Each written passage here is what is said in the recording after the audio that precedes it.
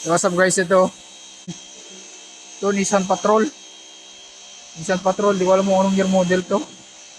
Tapos, ito, problema kasi ito grounded.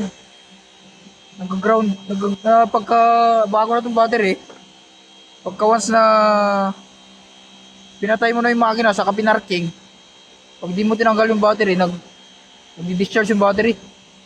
Grounded siya. Ganito, paano mag-check ng grounded na sasakyan?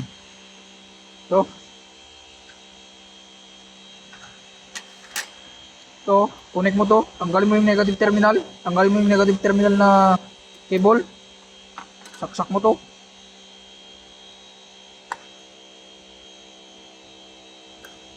Yan.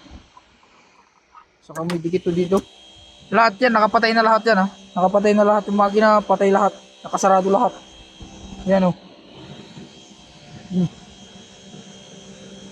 Yan, umiilaw siya. Dapat yan, hindi mag-iilaw dapat yan. Dapat mag-ilaw yan. Compare natin dun sa kabila, sa isang Nissan.